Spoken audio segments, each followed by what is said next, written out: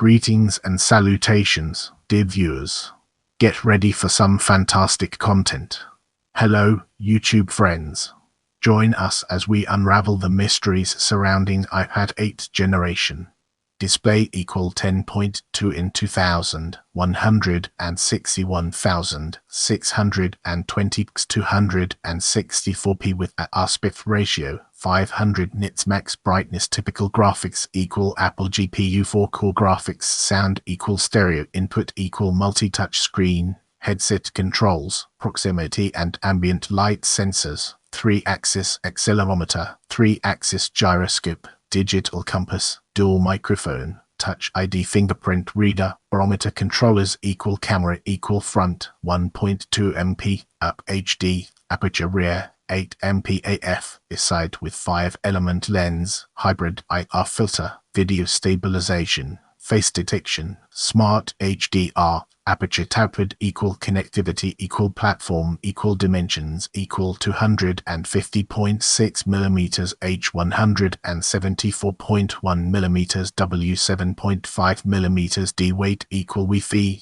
490G Wi-Fi plus cellular 495G. Compatibility equal predecessor equal iPad 7th generation. Related equal iPad 3rd generation, iPad mini 5th generation. Website equal release date equal discontinued equal price equal $329. Release price $299. Education price. Unit set equal service equal App Store, iTunes Store, eBook Store, iCloud, Game Center. Speed equal Hexacore X Vortex plus X Tempest. Alt equal successor equal iPad 9th generation. Current equal the iPad 8th generation, also referred to as the iPad 10.2 inch 2020, is a tablet computer developed and marketed by Apple Inc.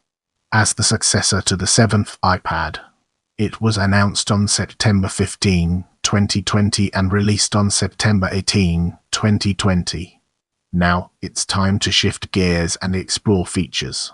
The 8th generation iPad uses the same design as the 7th generation iPad, with a 10.2-inch screen with 1620 by 2160 pixels at a pixel density of 264 pixel ppi, Touch ID support, and compatibility with the Smart Connector. It uses the Apple Edge chip, which Apple claims provides a 40% faster 6-core CPU and acts faster 4-core GPU compared to the processor of the previous generation. It is the first model in Apple's entry-level iPad lineup to include a neural engine, a component introduced with their processor. It is the final iPad tablet available with white bezels on the silver and gold models. All iPad 9th generation tablets come with black bezels. The 8th generation iPad is compatible with the 1st generation Apple Pencil, the Smart Keyboard and keyboard attachments compatible with the Smart Connector. It was released running iPadOS 14, with iPadOS 15 unveiled later at WWDC 2021 and iPadOS 16 announced at WWDC. In this part of the video, we'll be delving deeper into reception and analyzing its key components. Miles Somerville of Atomic found the tablet to be a good value proposition at its price point.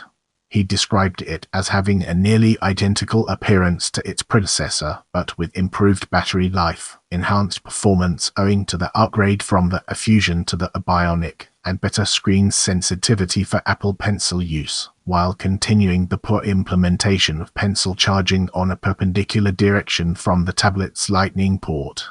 He found it sufficient for basic activities, gaming, everyday content consumption, and general multitasking, although not measuring up to the 2020 iPad Pro or the simultaneously released 4th generation iPad Air, in part due to its display that supports only a 60s refresh rate instead of 120s.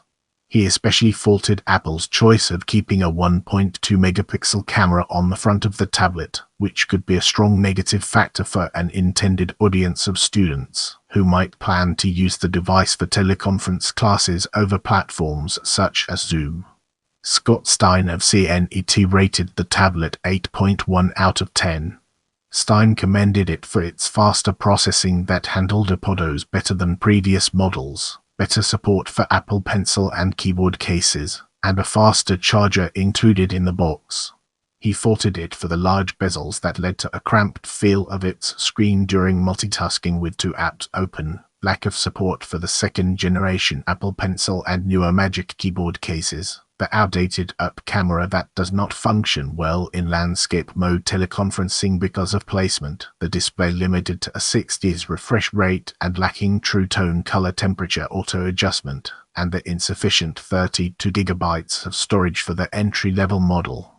David Price of Macworld UK echoed many of the other critiques while noting that this model of iPad would find an audience among average consumers who had not upgraded their iPads in years. He described the continuing design as comfortably big enough for typical content, with thoughtful touches, but a dated look because of the large bezels, and welcomed the ongoing inclusion of a headphone jack and rear-facing camera that sits flush with the tablet body. He noted that the lack of screen lamination and consequent flex of the screen during touches could be noticeable to users of higher-end tablets, that the lack of flash on either rear or front camera would hinder low-light teleconferencing and FaceTime video use, and that the included amount of RAM was low compared to other tablets. Don't forget to hit that notification bell so you never miss an update from my channel.